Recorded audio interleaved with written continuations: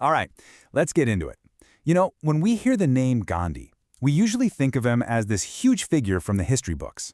But what if his ideas weren't just about the past? What if they're actually a practical guide, a roadmap really, for getting through the chaos of our modern world? That's what we're going to explore, reframing his philosophy as a clear plan for right now. I mean, does this feel familiar to you? That constant buzz of anger online, the never-ending stream of disinformation that just seems designed to pull us apart? It is exhausting, and it can feel like there's no way out. You're always being pushed to pick a side, to join in the outrage. But what if there's a totally different way to handle it all? And that's really the core idea here. Gandhi's call for truth and nonviolence isn't just some dusty, nostalgic memory. Nope. It is a direct answer to the polarization and the anger we see every single day. His philosophy gives us a set of practical tools, a real roadmap to help us navigate all that noise.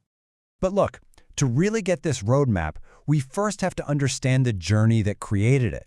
This whole philosophy wasn't dreamed up in a library somewhere. It was forged in the fire of some pretty intense personal injustice. So let's go back and meet the man before he became the Mahatma. So the story kicks off here. Picture this. It's 1893, and a 23-year-old, British-trained Indian lawyer named Mohandas Gandhi steps off a boat in South Africa. Now, he saw himself as a proud subject of the British Empire, and he expected, a certain level of respect. Well, he was in for a rude awakening.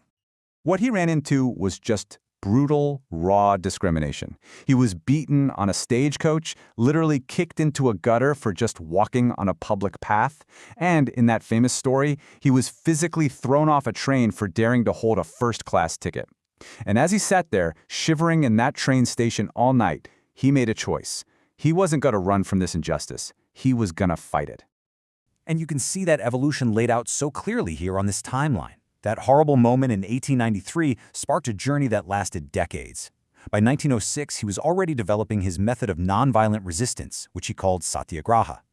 When he got back to India in 1915, he started applying it on a massive scale. First with farmers, then in these huge moments like the Salt March in 1930, all leading up to India's independence in 1947. You can literally trace how his personal pain became a political philosophy that changed the world. So, what is this philosophy exactly? Well, all those decades of struggle really boiled down to two incredibly powerful connected ideas. They're the engine of his entire approach, and understanding them is the key to using his roadmap. Okay, first up, there's ahimsa. Now, this is way more than just don't hit people. It's a deep commitment to non-harm in everything you do. Your actions, for sure, but also your words and even your thoughts. It's about refusing to see your opponent as less than human, even when you completely and totally disagree with them. And that idea leads right into satyagraha. The word itself means truth force or soul force. And listen, this is not about passively accepting things. It is an active, really powerful form of resistance. The whole point isn't to crush your opponent, it's to awaken their conscience, to maybe even convert them, and to totally transform the conflict itself. And this comparison here really makes it click, right? On one side, you have brute force. It wants to injure, and it's all about physical power. But on the other side, you have soul force, satyagraha. It seeks to convert, and it's based on moral power. It doesn't fuel hate, it actually tries to purify the conflict. And here's the kicker. It's a weapon anyone can use, not just a physically strong. Okay, so we've got the history and we've got the core ideas. Now for the payoff. Let's bring it all back to today and see how this builds a real practical roadmap for our world. Right now, how do truth force and non-harm actually work in an age of algorithms and outrage? Let's start with truth, or satya. In our digital world, this means letting facts be your compass. It's that simple, but really powerful act of just checking something before you share it. It means having the strength to say, I was wrong, and apologize.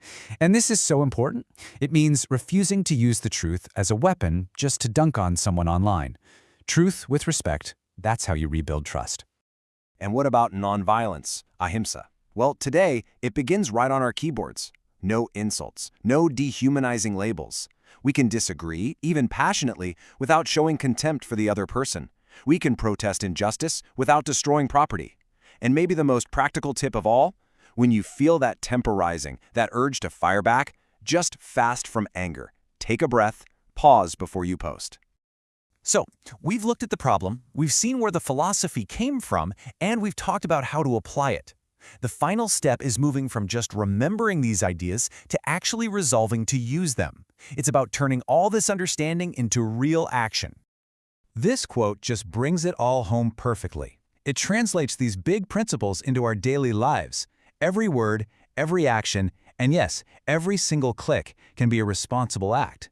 It brings this entire philosophy down to the little choices we are making every single moment. So really, it all comes down to this one last question for you. This isn't about becoming a perfect saint overnight. That's not the point. This roadmap is built one small step at a time. So what's your first step going to be? What one small, nonviolent, truthful act will you resolve to do today?